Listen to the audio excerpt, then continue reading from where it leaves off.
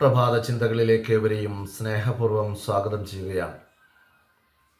ഇന്ന് 2025 ജൂലൈ മാസം 30 ഹിജ്റ വർഷം 1447 സഫർ മാസം 4 കൊല്ലവർഷം 1200 കർക്കിടകം 14 ബുധനാഴ്ച. രാജ്യത്തെ നടുക്കിയ ഏറ്റവും വലിയ ഉരുൾപൊട്ടൽ ദുരന്തം നടന്നിട്ട് ഇന്നേക്ക് ഒരു വർഷം തികയുകയാണ്. 2024 ജൂലൈ 29 അർദ്ധരാത്രിയാണ് വയനാട്ടിലെ 3 ഗ്രാമങ്ങൾ തുടച്ചു നീക്കപ്പെട്ടത്. 300-ൽ പരം മനുഷ്യജീവനുകൾ നഷ്ടമായി. മുണ്ടക്കൈക്കും ചൂരൽമലക്കും മീതെ പുഞ്ചിരിമട്ടം ഉരുൾപൊട്ടിപ്പാഞ്ഞു.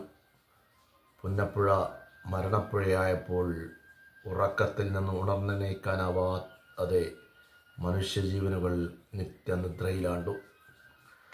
നിമിഷാർദ്ധത്തിൽ വീടുകൾക്ക് മുകളിൽ കൂറ്റൻ പാറകളെത്തി. ഒഴുകി നടന്ന വൻമരങ്ങൾ ജീവിതങ്ങളെ കടപുഴക്കി. അമ്മമാരുടെ കൈകളിൽ നിന്ന് കുഞ്ഞുങ്ങൾ ഊർന്നുപോയി.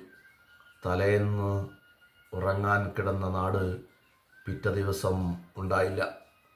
നേരം പുലർന്നപ്പോൾ എങ്ങും ജീവൻ്റെ പിടച്ചലും പ്രിയപ്പെട്ടവരുടെ നിലവിളികളും മാത്രം. സ്കൂളുകളും ആരാധനാലയങ്ങളും മറ്റ് സ്ഥാപനങ്ങളുമെല്ലാം ചെളിയിൽ മണ്ണിൽ പൂണ്ടു. ചെളി മൂടിയ വീടുകൾക്കുള്ളിൽ ജീവൻ്റെ ഞെരുക്കങ്ങൾ. മഹാദുരന്തം ഇടഞ്ഞിറങ്ങിയ മണ്ണിൻ്റെ നെഞ്ചിലൂടെ കരഞ്ഞു കലങ്ങി ഒഴുകുന്നുണ്ട് ഇന്നും പുന്നപ്പുഴ.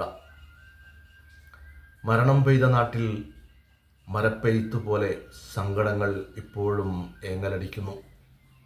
ഒഴുക്കെടുത്ത പ്രാണനുകളുടെ ഓർമ്മകൾ പുഞ്ചിരിമട്ടത്തു നിന്ന് കണ്ണീർ ചാലുകളായി പടർന്നിറങ്ങുന്നുണ്ട് ഇപ്പോഴും.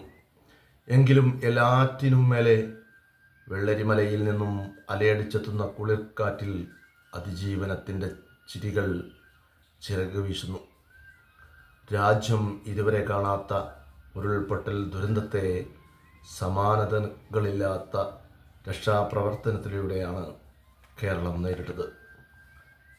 രക്ഷാപ്രവർത്തകർക്കൊപ്പം ദൗത്യത്തിൽ ദിവസങ്ങളോളം പങ്കുചേരാൻ എനിക്കും സാധിച്ചു എന്നത് എന്നെ ഏറെ സന്തോഷിപ്പിക്കുന്നു. ഈ മഹാദുരന്തത്തിന് ഇരയായ ആളുകളുടെ ഓർമ്മകൾക്ക് മുമ്പിൽ ആദരാഞ്ജലികൾ അർപ്പിക്കുകയാണ്.